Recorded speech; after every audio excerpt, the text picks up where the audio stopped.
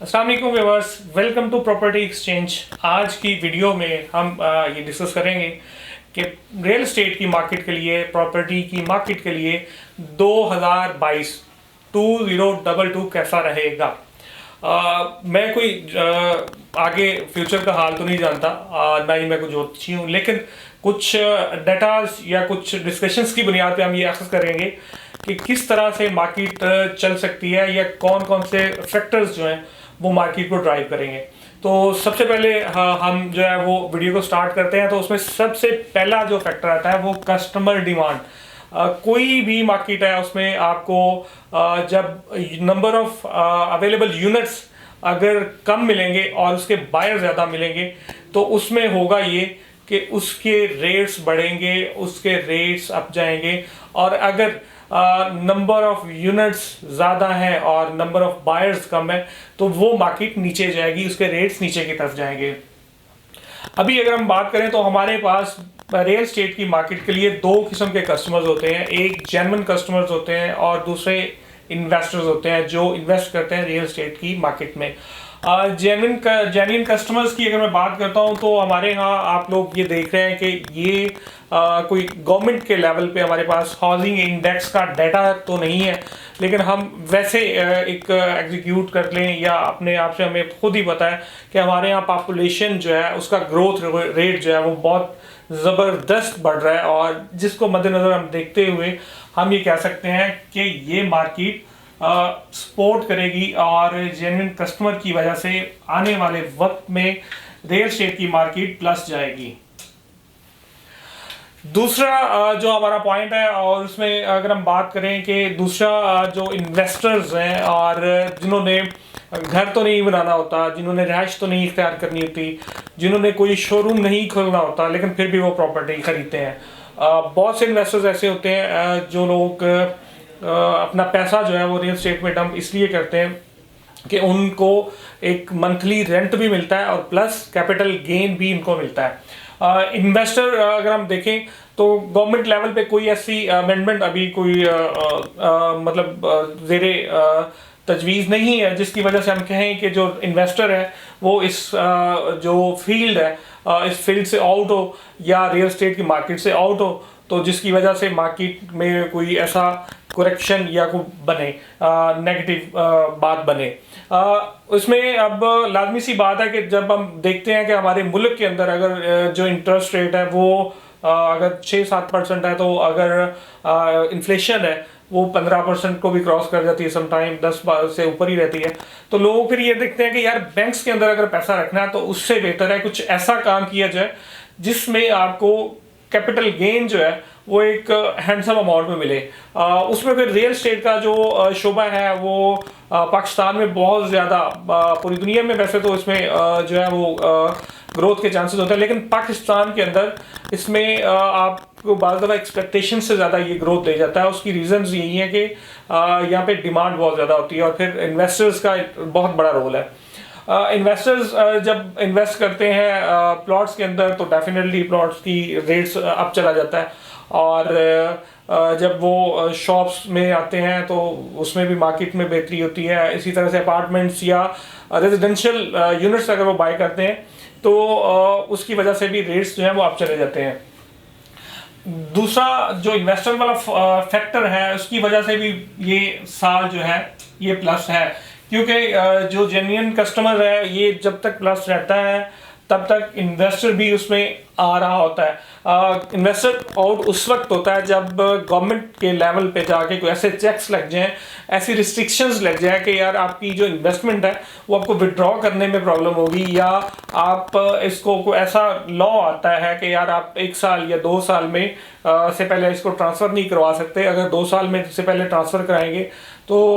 10% या 15% या 5% या 10% 15% व्हाट्सएवर गवर्नमेंट कोई भी रेट दे सकती है कि ये आपके कैपिटल गेन सिर्फ प्रॉफिट के ऊपर रेट होगा। तो इस तरह का जो अनाउंसमेंट होती हैं तो वो फिर इन्वेस्टर का कॉन्फिडेंस शेक करती हैं, तो वो ये कहते हैं कि ये ऑलरेडी हम इतने टैक्सेस दे रहे हैं, तो अगर कैपिटल गेन टैक्स भी हम देते हैं तो उसकी वजह से फिर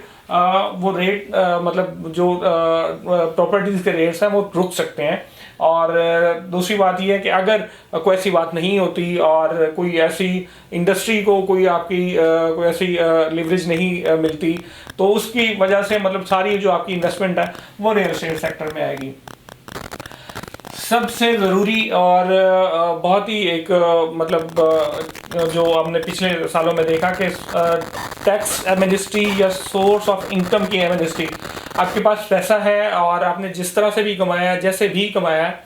आपसे गवर्नमेंट जो है वो नहीं पूछती कि अगर आप रियल एस्टेट के अंदर कोई प्रोजेक्ट करते हैं, आप कोई बिल्डिंग बनाते हैं, आप कोई मॉल बनाते हैं, आप कोई मतलब ऐसा जो भी रियल एस्टेट के रिलेटेड प्रोजेक्ट करते हैं, उसमें अगर आपकी इन्वेस्टमेंट आती है तो आपका वो ब्लैक मनी है, व्हाट्सएवर जिस तरह से भी है, आप उसको गवर्नमेंट आपको उसमें आपको छेड़छाड़ नहीं करेगी, जिसकी वजह से बहुत सी डिमांड पैदा हुई पिछले सालों में। सोर्स ऑफ इनकम ना होने की वजह से हमारा स्टील का रेट बहुत ऊपर चला गया और दूसरा सीमेंट बहुत महंगा हो गया क्योंकि कंस्ट्रक्शन बहुत ज़्यादा हुई और अभी भी हो रही हैं। और बाकी जो है एमनेस्टी जब तक चलेगी तब तक ये भी प्लस है। अगर ये एमनेस्टी चलती है तो ये फैक्टर जो है ये प्लस में लेके जाएगा फर्दर मार्केट प्राइसेस को। अगर एमनेस्टी रुक जाती है तो फिर जो है वो आप इसको ये कह लें कि ये अपना एक सोर्स जो है वो इसको नील कर देगा, या मतलब मे भी कुछ देर के लिए मार्केट रुके लेकिन ये नील हो जाएगी। इसकी हम नहीं कह सकते कि ये इसका जो प्रेशर आना था जो मार्केट फैक्टर के ऊपर के जो फर्दर परचेजिंग हो रही है, तो वो जब टैक्सेशन या आपको सोर्स ऑफ इनकम पूछा जाएगा कि आपने ये पैसा कहाँ से कमाया, आपने टैक्स दिया या नहीं दिया, तो डेफिनेटली लोग अवॉइड करेंगे। तो इस वजह से ये दो चीज़ें बनेगी कि या तो अगर तो ये टैक्स एमनेस्टी चलती है, सोर्स ऑफ इनकम का गवर्नमेंट नहीं पूछती, तो फिर मार्केट लाजमी तौर पे प्लस जाएगी। आगे आ जाता है FBR का टैक्स रेट। FBR ने आप लोग जानते हैं कि एक अनाउंसमेंट की थी जिसमें टैक्स के रेट्स बढ़ाए थे और जो है प्रोटेस्ट होने की वजह से FBR ने वो अभी इसको डिले कर दिया। ये इसी महीने में कुछ अनाउंसमेंट एक्सपेक्टेड है। तो जैसे ही FBR का रेट आता है, अगर टैक्स रेट ज़्यादा होगा तो उसमें फिर ये है कि ये आपके जो इसके प्रॉपर्टी है या कोई भी किस्म का शॉप है, अपार्टमेंट है, तो लाजमी तौर पे वो प्राइसेस उसकी ग्रोथ नहीं करेंगी। अगर टैक्स रेट कम होगा और या उसी तरह पे इस्टेब्लिश रहता है तो भी जो मेरी नज़र में है उसके हिसाब से ये प्रॉपर्टी बेहतरी की तरफ ही जाएगी।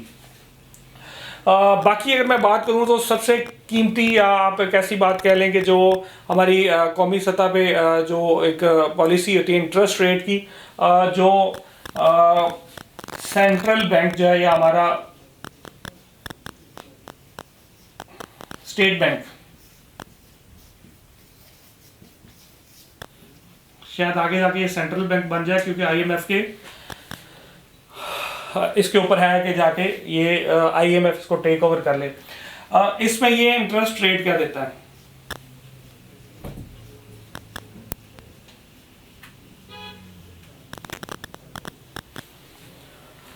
बहुत से लोग जो है वो इन्वेस्टमेंट करते हैं बैंक्स के अंदर, बॉन्ड्स के अंदर, सेविंग स्कीम्स के अंदर, तो उनके लिए ये जो इंटरेस्ट रेट होता है जो हमारे स्टेट बैंक ऑफ पाकिस्तान है उसकी तरफ से, ये बड़ा मैटर करता है। क्योंकि अगर गवर्नमेंट जो है वो इंटरेस्ट रेट को कम करेगी तो उनकी सेविंग्स में कमी आएगी, उनकी बचत में कमी आएगी, जिसकी वजह से वो लोग या इन्वेस्टर्स जो हैं वो आपका पैसा जो है वो बैंकिंग सेक्टर से विड्रॉ करेंगे और फिर वो देखेंगे कि यार बैंक से पैसा निकाल के हमने इन्वेस्ट कहाँ पे करना है। उसमें फिर जब बैंक से पैसा निकलता है तो उसमें मुख्तलिफ जो इंडस्ट्रीज़ हैं उनके अंदर जाता है। उसमें सबसे पहले रियल एस्टेट है, फिर पाकिस्तान में तो पहले और आखिरी अभी वक्त के तौर के हिसाब से तो चल ही रियल एस्टेट रहा है। बाकी दुनिया की अगर मैं बात करता हूँ तो टेक्सटाइल इंडस्ट्री है या इसके अलावा दूसरी इंडस्ट्रीज़ हैं, ये बड़ी एक इनमें बूम आता है क्योंकि इंटरेस्ट रेट जैसे ही कम करती है गवर्नमेंट, उसके बाद फिर वो दूसरी इंडस्ट्री को जिसको उन्होंने उठाना होता है तो उसमें वो नरमी पैदा करती है ताकि लोग वहाँ पे इन्वेस्ट करें। अगर ये इंटरेस्ट रेट का वक्त के साथ साथ जैसे जैसे ये क्लियर होगा तो ये सारी सिचुएशन को देखते हुए, मद्देनजर रखते हुए, हमारे पास जो अभी का ये जो एक चार्ट है, या जो हमारे पास सामने का डाटा है, चार्ट तो नहीं मैं इसको कह सकता, ये सामने का जो डाटा है, जो हमारी कैलकुलेशंस है, उसके हिसाब से हम कह सकते हैं कि 2022 के अंदर 2022 जो रियल स्टेट है ये बेहतर रहने के चांसेस हैं, और ये बेहतर रहेगी। और बाकी जो है एक चीज़ और है कि जो इन्वेस्टमेंट के लिए ज़रूरी होता है कि किसी भी गवर्नमेंट का स्टेबल रहना। गवर्नमेंट अगर स्टेबल रहती है तो लाजमी तौर पे ये भी एक मतलब बेहतरी के तरफ लेके जाएगा। लेकिन अगर अनसर्टेनिटी आती है, कोई भी काम ऐसा होता है कि जिसकी वजह से एक हमारे मुल्क के अंदर कंज्यूमर का, कस्टमर का, इन्वेस्टर का जो कॉन्फिडेंस शेक होता है, तो उनकी वजह से कुछ देर के लिए मार्केट स्टेबल हो सकती है, स्टक हो सकती है, रुक सकती है। गवर्नमेंट अगर स्टेबल रहती है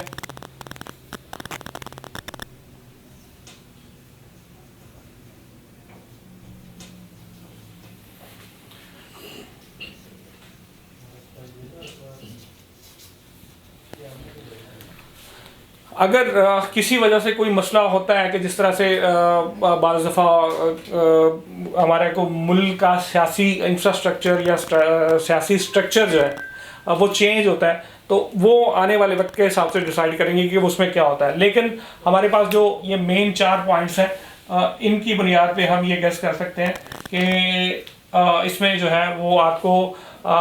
कस्टमर डिमांड जो है ये भी ओके है, सोर्स ऑफ इनकम जो है वो अभी उसमें कुछ श्योर नहीं है। एफबीआर टैक्स रेट्स भी अभी गवर्नमेंट ने रोल बैक किए हैं, तो लाजमी तौर पे मुझे तो लगता है स्टेबल ही रहेगा। बाकी जो इंटरेस्ट रेट है वो बैंक आगे जाके किस तरह से करता है, क्योंकि एफबीआर के साथ हमारी आईएमएफ के पास जो हमारी वो जो हमने लोन लिया उसके मुताबिक हमने इसको स्टेट बैंक ऑफ पाकिस्तान को फ्री करना है। तो ये सारी चीज़ें जाके आपको एक आपकी जो है वो जो इन्वेस्टमेंट्स हैं उसके डायनामिक्स को डिस्क्राइब करेंगी, और उस हिसाब से आपके जो है वो जो मार्केट ट्रेंड्स हैं वो बनेंगे। बाकी मेरी नज़र के मुताबिक, मेरी ज़ाती राय के मुताबिक, मार्केट में जो सबसे बड़ा जो फैक्टर होता है वो जेन्युइन कस्टमर डिमांड होती है, जो कि पाकिस्तान जैसे मुल्क में जहाँ पे पॉपुलेशन का ग्रोथ बहुत ज़्यादा है, तो यहाँ पे काफ़ी ज़्यादा चांसेस हैं बढ़ने के। बाकी बैरियरटॉन कराची में हम सेल्स एंड परचेज या किसी भी किस्म की आपको इन्फॉर्मेशन चाहिए तो आप हमसे कांटेक्ट कर सकते हैं, कॉल कर सकते हैं, व्हाट्सअप कर सकते हैं। इसी के साथ अपने होस्ट मोहम्मद सलीम को इजाज़त दें। अपना बहुत बहुत ख्याल रखिएगा। अल्लाह हाफिज़।